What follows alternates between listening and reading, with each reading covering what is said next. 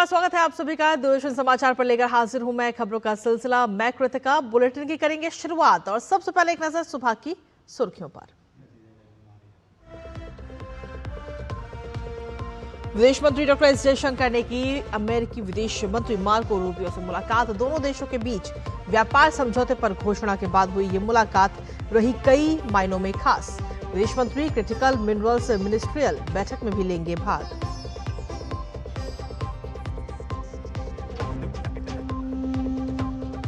Supreme court में पश्चिम बंगाल की मुख्यमंत्री ममता बनर्जी की एसआईआर प्रक्रिया को चुनौती देने वाली याचिका पर सुनवाई आज।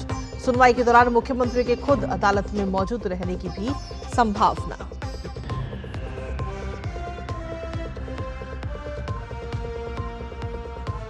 संसद के दोनों सदनों में राष्ट्रपति के अभिभाषण पर धन्यवाद प्रस्ताव पर आज भी जारी रहेगी चर्चा। आज की कार्यसूची में कई अन्य विधायी कार्य भी सूचीबद्ध।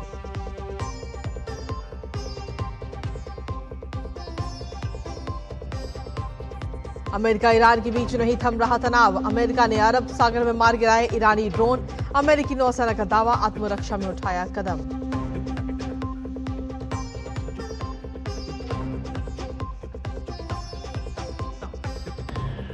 और अंडर 19 क्रिकेट विश्व कप में रिकॉर्ड छठा खिताब जीतने की दिशा में आगे बढ़ने उतरेगा भारत। सेमीफाइनल में आज अफगानिस्तान से होगा सामना। प्रतियोगिता में अब तक अजय है टीम इंडिया।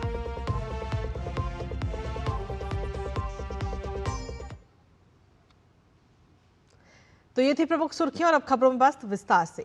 विदेश मंत्री डॉक्टर एस जयशंकर आज अमेरिका में क्रिटिकल मिनरल्स पर आयोजित होने वाली मंत्री स्तरीय बैठक में शामिल होंगे। इस बैठक में भागीदार देश क्रिटिकल मिनरल्स की सप्लाई चेन और इससे संबंधित रणनीतिक सहयोग पर चर्चा करेंगे। मंत्री स्तरीय बैठक के अलावा डॉक्टर एस जयशंकर अमेरिकी प्रशासन के वरिष्ठ सदस्यों से भी मिलेंगे। दरअसल महत्वपूर्ण खनिज उस बातचीत का एक अहम हिस्सा बन गए हैं जिसमें दोनों देश भरोसेमंद और अलग अलग सप्लाई चेन स्थापित करना चाहते हैं। महत्वपूर्ण खनिज सप्लाई चेन को मजबूत और अलग अलग बनाने के लिए मिलकर किए जा रहे प्रयासों को आगे बढ़ाने के लिए एक बैठक का आयोजन किया गया है। अमेरिकी विदेश विभाग के मुताबिक ये ऐतिहासिक बैठक तकनीकी नवाचार, आर्थिक ताकत और राष्ट्रीय सुरक्षा के लिए जरूरी इन महत्वपूर्ण घटकों को सुरक्षित करने के लिए सहयोग को बढ़ावा देगी। इससे पहले डॉक्टर एस जयशंकर ने अपने अमेरिकी समकक्ष मार्को रूबियो से मुलाकात की थी और इस दौरान द्विपक्षीय सहयोग के साथ क्षेत्रीय और वैश्विक मुद्दों पर चर्चा हुई। भारत अमेरिका की रणनीतिक भागीदारी वाले जिन मुद्दों पर चर्चा हुई उनमें व्यापार, ऊर्जा, परमाणु रक्षा, खनिज और टेक्नोलॉजी शामिल थे। इस दौरान साझा हितों को आगे बढ़ाने वाले तंत्र की जल्द बैठक पर भी सहमति बनी। मार्को रूबियो और डॉक्टर एस जयशंकर की ये मुलाकात अमेरिका और भारत के बीच उस व्यापार समझौते पर घोषणा के एक दिन बाद हुई जिसके तहत भारतीय सामानों पर अमेरिकी टैरिफ कम किए गए। इस घोषणा से दोनों पक्षों के बीच उच्च स्तरीय मुलाकातों को और गति मिली है।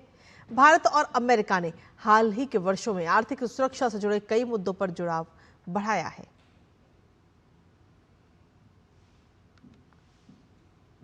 इसके साथ ही विदेश मंत्री डॉक्टर एस जयशंकर ने भारत अमेरिका के बीच आर्थिक साझेदारी और रणनीतिक सहयोग बढ़ाने पर चर्चा के लिए अमेरिकी वित्त मंत्री स्कॉट बेसेंट से भी मुलाकात की।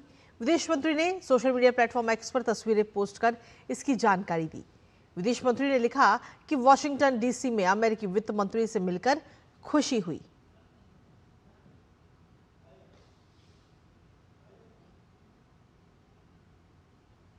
संसद के दोनों सदनों में राष्ट्रपति के अभिभाषण पर चर्चा आज भी जारी रहेगी। इसके साथ ही लोकसभा और राज्यसभा की कार्यसूची में कई अहम अन्य विधायी कार्य भी सूचीबद्ध हैं। दोनों सदनों में प्रश्नकाल के दौरान विभिन्न मंत्रालयों में कई अहम प्रश्न भी पूछे जाएंगे। इसके साथ ही दोनों ही सदनों में शून्यकाल के दौरान सांसद लोकहित से जुड़े कई अहम मुद्दों को सदन में उठाएंगे।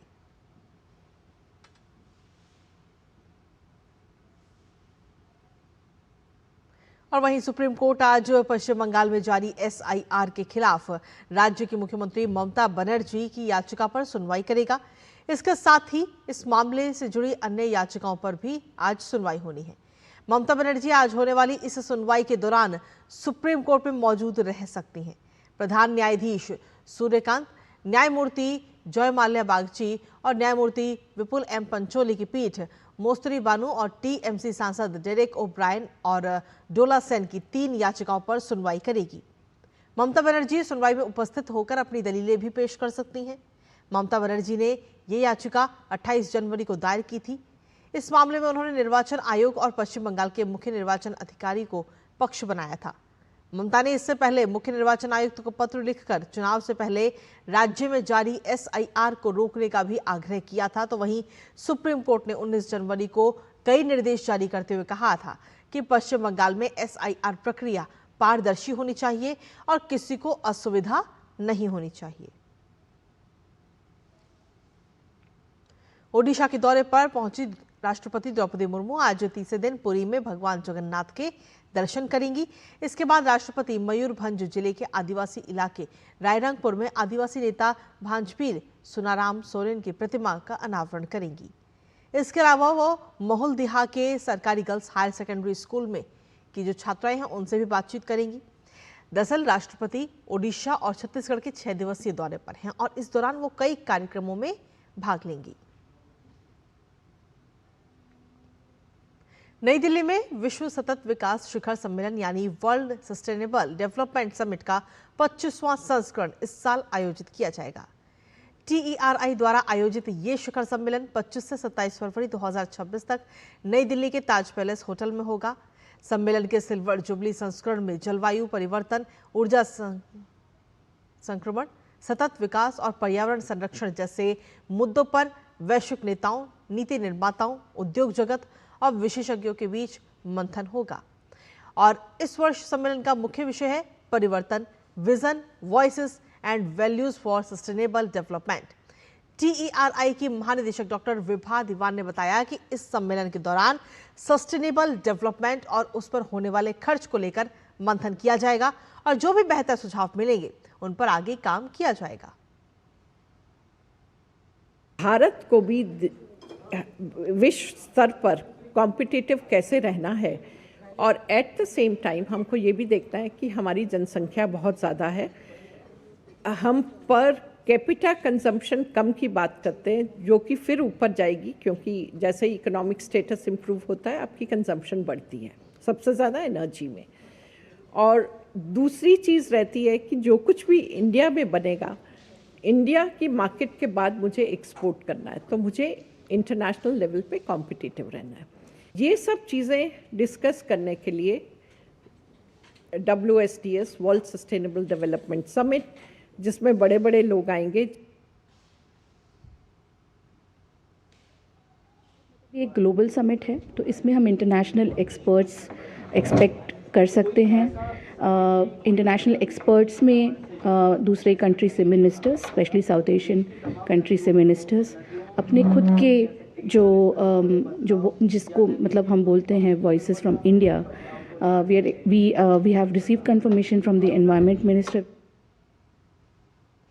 वहीं प्रधानमंत्री नरेंद्र मोदी के नेतृत्व में हर स्तर पर महिलाओं के संपूर्ण विकास पर ध्यान दिया जा रहा है। आज महिलाओं को उचित मौका देने और उन पर भरोसा जताने से न केवल महिलाओं में आत्मविश्वास जगा है बल्कि वो आत्मनिर्भर भी हो रही हैं। बजट 2026 में मोदी सरकार की महत्वाकांक्षी योजनाओं के केंद्र में महिला सशक्तिकरण नजर आ रहा है। ये रिपोर्ट आपको दिखाते हैं। केंद्रीय बजट 2026 में सरकार ने महिलाओं की आर्थिक भागीदारी बढ़ाने पर खास जोर दिया है। वित्त मंत्री निर्मला सीतारमण ने कहा कि महिलाओं को सिर्फ रोजगार नहीं बल्कि उद्यमी बनने का मौका दिया जाएगा। Building on the success of लखपति दीदी programme, I propose to help women take the next step from credit-linked livelihoods to being owners of enterprises. Self-help entrepreneur, Marts will be set up as community-owned retail outlets within the cluster-level federations through enhanced and innovative financing instruments. Budget में स्वयं सहायता समूह यानी SHG से जुड़ी महिलाओं के लिए नई पहल शी मार्ट की घोषणा की गई है। अब आपको ये बताते हैं कि शी मार्ट का मतलब क्या है। शी मार्ट का अर्थ है सेल्फ हेल्प एंटरप्रेन्योर मार्ट, यानी ऐसा बाजार जहां महिलाएं अपने बनाए उत्पाद सीधे ग्राहकों तक पहुंचा सकेंगी। शी मार्ट के माध्यम से महिलाओं को फोकस्ड महिलाओं द्वारा निर्मित जो वस्तुएं हैं उसको कैसे विश्व स्तर तक पहुंचे, उसका मार्केटिंग को कैसे बढ़ाया जा सके, उसके लिए इस बजट में प्रावधान किया गया है। जो वुमेन लेड डेवलपमेंट की बात माननीय प्रधानमंत्री जी करते हैं, इस बजट में भी ये स्पष्ट दिखाई देता है। इन शी मार्ट्स में ग्रामीण और शहरी क्षेत्रों की महिलाएं अपने उत्पाद जैसे हस्तशिल्प, कपड़े, खाद्य सामग्री और घरेलू वस्तुएं बेच सकेंगी। इससे बिचौलियों की भूमिका खत्म होगी और महिलाओं की सीधी कमाई बढ़ेगी। महिलाओं की शिक्षा को बढ़ावा देने के लिए बजट में एक और बड़ा फैसला लिया गया है। सरकार ने हर जिले में गर्ल्स हॉस्टल बनाने का ऐलान किया है, जिससे दूर दराज की छात्राओं को सुरक्षित रहने की सुविधा मिल सके। सरकार का मानना है कि जब महिलाओं को शिक्षा, सुरक्षा और बाजार तीनों मिलेंगे, तभी वो आर्थिक रूप से सशक्त बन पाएंगे। ऐसे बहुत सारे जो हमारे कार्यक्रम है, उस कार्यक्रम को और गति देकर निश्चित तौर पे जो एक लक्ष्य है उस लक्ष्य को हम पाएंगे और जन जागरूकता के माध्यम से आम जन तक जो योजनाएं हैं उस योजना का लाभ उन तक पहुंचे और उसमें उनकी जन भागीदारी हो। इस दृष्टिकोण से इस लक्ष्य को साथ लेकर हम सब काम करेंगे। सरकार के विकसित भारत के लक्ष्य वाले बजट 2026 में महिलाओं के लिए की गई घोषणा से महिला एवं बालिकाओं के अंदर आत्मविश्वास बढ़ा है।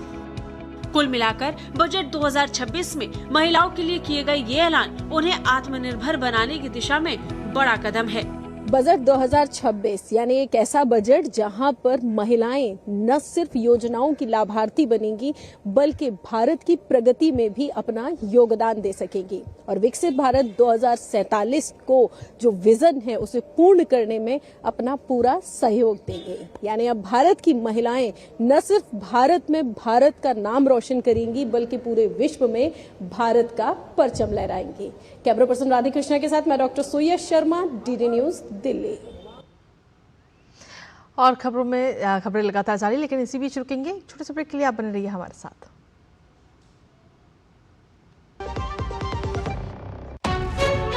विभाग अनेक, कंप्लेंट बॉक्स 1।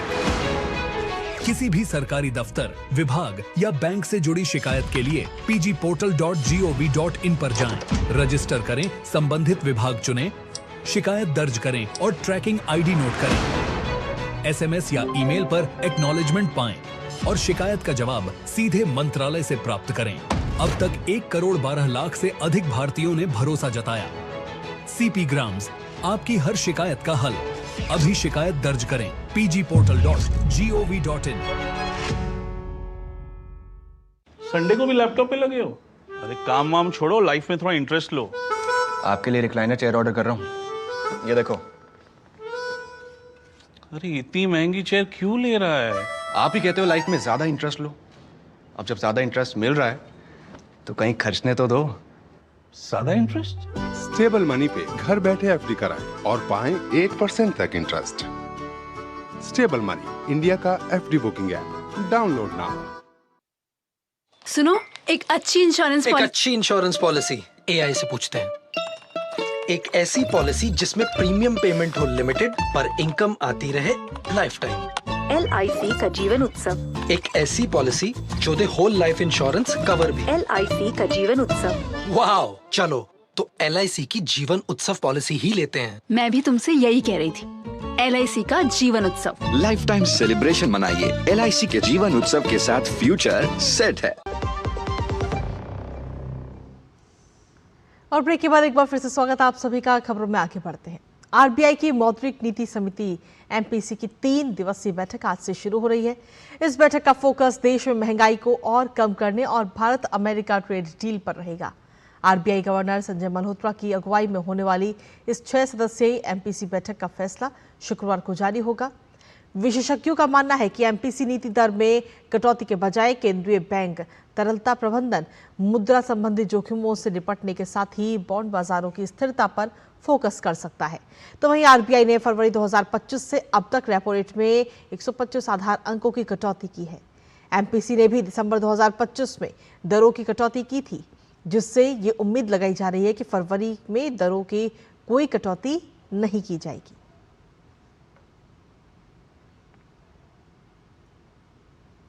गुजरात से भगवान बुद्ध के पवित्र देवनी मोरी अवशेष नई दिल्ली के नेशनल म्यूजियम लाए गए। ये अवशेष आज से 10 फरवरी तक कोलंबो में आयोजित सार्वजनिक प्रदर्शनी के लिए भेजे जाएंगे और प्रदर्शनी खत्म होने के बाद 11 फरवरी को ये पवित्र अवशेष वापस भारत लाए जाएंगे। तो वहीं भारत के इस कदम से दोनों देशों के बीच कूटनीतिक संबंधों के साथ आध्यात्मिक संबंध भी मजबूत होंगे।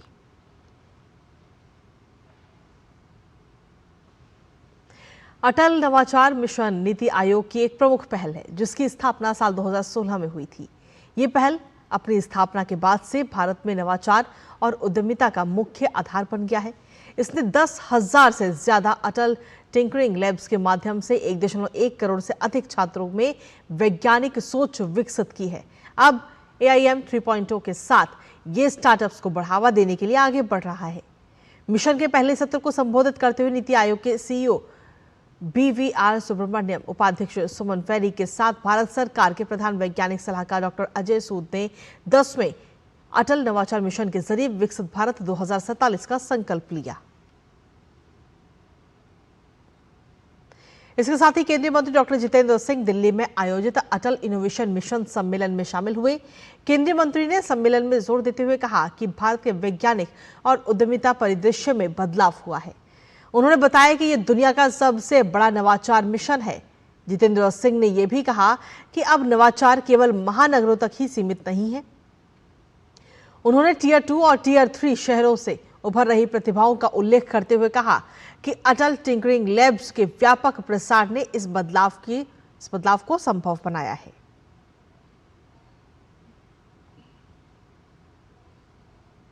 After 2014, we had a government in place and a prime minister in place who was open to all these innovative ideas, because to create an innovation, you have to have an innovative idea. The concept of Atal Tinkering Labs, the Atal Innovation concept has also gained currency. It's become very popular. In fact, I keep visiting about 2-3 states every week, and I find even in the smaller towns and almost townships, you find small schools coming forward and asking for an Atal Tinkering Lab. So both from the government as well as the non-government sector. So that, I think, speaks volumes about the stakes that you have succeeded in creating.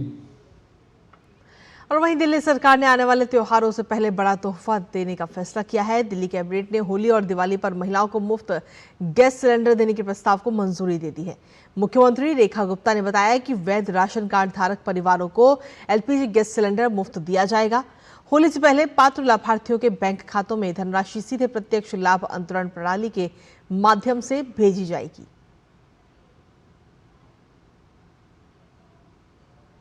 इस होली के त्यौहार पे हम ration card धारक जो दिल्ली में है, उन सभी परिवारों को एक सिलेंडर की वैल्यू यानी कि 853 रुपये DBT करेंगे उनके अकाउंट में। और जो लोग सिलेंडर नहीं इस्तेमाल करके पाइपलाइन के माध्यम से भी गैस यूज़ कर रहे हैं, PNG यूज़ कर रहे हैं, उन्हें भी हम उनके अकाउंट में ये वैल्यू जो 853 रुपये है उसको ट्रांसफ़र करेंगे। अमेरिकी नौसेना ने एक अरब सागर में एक ईरानी ड्रोन को मार गिराया है। दोनों देशों के बीच चल रहा तनाव फिलहाल थमता नजर नहीं आ रहा। अमेरिकी नौसेना ने दावा किया कि ये ड्रोन अरब सागर में तैनात अमेरिकी विमान वाहक पोत USS अब्राहम लिंकन की ओर बढ़ रहा था। इस बात की जानकारी अमेरिकी सेंट्रल कमांड ने दी। ईमेल के जरिए जारी बयान में सेंट्रल कमांड ने बताया कि ड्रोन आक्रामक तरीके से और अस्पष्ट इरादे के साथ विमान वाहक पोत के करीब आ गया था। अमेरिकी नौसेना ने यह भी कहा कि इससे कुछ घंटे पहले भी एक अन्य घटना में ईरानी बलों ने हॉर्मुज जलजमरू मध्य में अमेरिकी पोत को परेशान किया था। इससे अमेरिकी चालक दल के सदस्य सवार थे।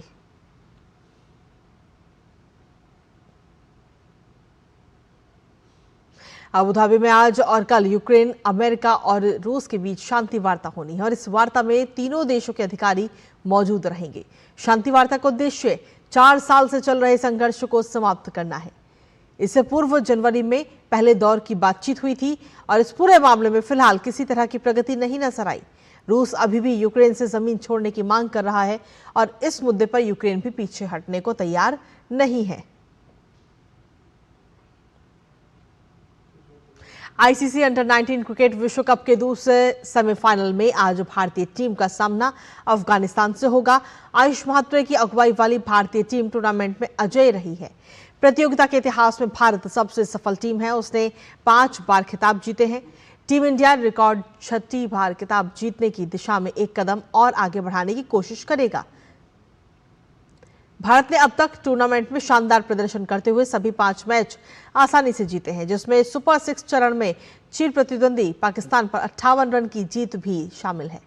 भारतीय टीम हालांकि अफगानिस्तान को कम करके आंकने की गलती नहीं करेगी। अफगानिस्तान का भी टूर्नामेंट में प्रदर्शन काफी अच्छा रहा है। उसने अपने 5 मैचों में से 4 मैच जीते हैं। उसे एकमात्र हार श्रीलंका से मिली थी, लेकिन खिलाड़ियों की फॉर्म और खेल के हर क्षेत्र में अच्छा प्रदर्शन करने के कारण अफगानिस्तान के खिलाफ भारत का पलड़ा भारी नजर आता है। दोनों टीमें आज फाइनल का टिकट हासिल करने के इरादे से मैदान पर उतरेंगी। महिला प्रीमियर लीग में दिल्ली कैपिटल्स ने फाइनल में अपना स्थान बना लिया है। दिल्ली कैपिटल्स ने महिला प्रीमियर लीग के एलिमिनेटर मैच गुजरात जॉयंट्स को 7 विकेट से हराने में सफलता पाई। इस जीत के साथ दिल्ली ने लगातार चौथी बार फाइनल में पहुंचने में सफलता पाई है। फाइनल में दिल्ली का सामना पूर्व चैंपियन रॉयल चैलेंजर्स बेंगलुरु से होगा। एशियाई राइफल पिस्तौल चैंपियनशिप के लिए निशानेबाजों के आगमन के साथ दिल्ली के doctor Karni Singh shooting range में अंतर्राष्ट्रीय शूटिंग की वापसी हो गई है। ये चैंपियनशिप 10 दिन तक चलेगी और इसके अंतिम पदक 13 फरवरी को तय किए जाएंगे। भारतीय राष्ट्रीय राइफल संघ के अनुसार चैंपियनशिप में जूनियर और सीनियर श्रेणियों में 20 देश के 311 एथलीट हिस्सा ले रहे हैं, जिनमें 30 पदक दांव पर है। मुख्य स्पर्धाओं के साथ साथ युवा प्रतियोगिताएं भी आयोजित की जाएंगी। मेजबान भारत ने चैंपियनशिप में सबसे बड़ा दल भेजा है, जिसमें 118 निशानेबाज चैंपियनशिप में प्रतिभाग कर रहे हैं।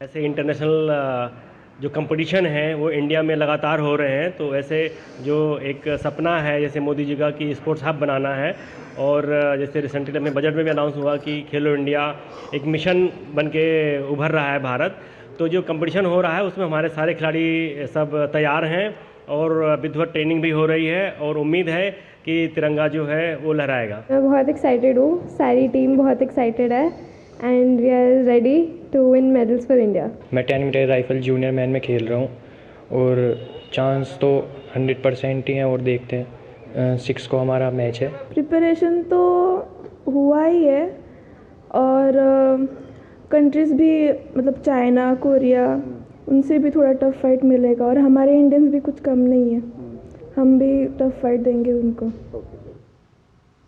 CISF Vande Mataram coastal cyclothon कारवां मंगलवार को ओडिशा के पुरी पहुंचा, जहां सीआईएसएफ जवानों का भव्य स्वागत हुआ। पुरी बीच पर मौजूद विख्यात सैंड आर्टिस्ट सुदर्शन पटनायक ने सीआईएसएफ के इस अभियान की सराहना की और कहा कि देश के तटों की सुरक्षा हम सब की जिम्मेदारी है। सुदर्शन पटनायक से खास बातचीत की हमारे संवाददाता अभिषेक महाजन ने। पुरी के समुद्र तट पर बनी ये सैंड आर्ट सिर्फ एक कलाकृति नहीं है, बल्कि ये एक संदेश दे रहा है। साइक्लोथॉन 2026 का कारवां है वो पुरी पहुंच चुका है और आप देख सकते हैं कि ये सैंड आर्ट बनाई है पद्मा अवॉर्डी सुदर्शन पटनायक जी ने, जो हमारे साथ हैं। इनसे बात करते हैं। बहुत स्वागत है आपका। आपकी बहुत कलाकृति हम देखते हैं, सैंड आर्टिस्ट, आपकी जो सैंड आर्ट्स हैं हम काफ़ी देखते हैं उनको और काफ़ी उसको सराहा भी जाता है। आप क्या संदेश देना चाहते हैं? साइक्लोथॉन 2026 चल रहा है, साइक्लिस्ट यहाँ पर आए हैं, क्या कुछ कहना चाहेंगे? नहीं, देखिए, ये हमारा देश की एक बहुत बड़ा मुहिम है कि हमारा देश की जो तट है उसको सुरक्षा देने के लिए, और सीआईएसएफ की तरफ से ये जो कंसेप्ट क्रिएट किया गया। यूजुअली हम तो साइक्लोथॉन देखते हैं कि मेन रोड के ऊपर होता है, बट कोस्ट लाइन को सिक्योर करने के लिए ये जो honourable prime minister Narendra Modi ji ने इसके ऊपर जो एक बहुत बड़ा कंसेप्ट निकाल के कि हमारा कोस्ट लाइन को भी सुरक्षित रखना है, लोगों को अवेयर करना है, क्योंकि देखिए इसके वजह से हमारा इंटायर जो भारत की जो कोस्ट लाइन है उसमें कितना बड़ा इम्पैक्ट, जो जनरल लोग हैं जो कोस्ट लाइन के ऊपर रहते हैं, जैसे हम लोग आर्टिस्ट हैं, हमारा रात और दिन ही वही समंदर किनारे है, बट उसी के अंदर हमारा जवान्स आके लोकल लोगों से मिलना, उनको अच्छी चीज़ बताना, कैसे हमारा सुरक्षित रहे तट, कोई घुसपैठ ना करे, जो लोग जो स्वच्छ कैसे रखे। एक टेक अवे जो लेना हो, आप क्या एक्सपेक्ट करते हैं, सराहना या फिर एक बहुत बड़ी जिम्मेदारी भी? जब हमारा देश की प्रधानमंत्री देश के लिए इतना कुछ कर रहे हैं, आज भारत की नाम सारा विश्व में एक अलग सा मिरर में है, लोग आज भारत को कितना सम्मान दे रहे हैं, तो इसलिए हम लोगों का जो खुद का जिम्मेदारी होता है उसको याद करवाने के लिए मैं सोचता हूँ कि ये बहुत बड़ा मुहिम है और हम खुद हमारा जिम्मेदार लेना जरूरी है, और उसके लिए ये जो सोच है ये बहुत बड़ा सोच है। क्या संदेश देना चाहेंगे साइकिलिस्ट जो पार्टिसिपेट कर रहे हैं साइक्लोथॉन में, और जो लोग साइक्लोथॉन को फॉलो कर रहे हैं, जो टीवी पे देख रहे हैं, अलग सोशल मीडिया हैंडल्स पे फॉलो कर रहे हैं, क्या कहना चाहेंगे? मैं ये बोलना चाहूँगा कि हमारा देश के लिए जो इतना बड़ा मुहिम छड़े हुए हैं हमारा जवान, हर जगह पे हम सब लोग मिलके उनको स्वागत करना चाहिए। कोस्ट लाइन को सिक्योर करने की जिम्मेदारी सिर्फ सुरक्षा बलों की नहीं है, कोस्ट लाइन को सिक्योर करने की जिम्मेदारी हम सबकी है, जैसा सुदर्शन पटनायक जी भी कह रहे हैं। बहुत शुक्रिया हमसे बातचीत करने के लिए। कैमरामैन राकेश कुमार के साथ अभिषेक महाजन, डीडी न्यूज़ पुरी। और इसी के साथ फिलहाल मेरे साथ इस बुलेटिन में इतना ही। नमस्कार।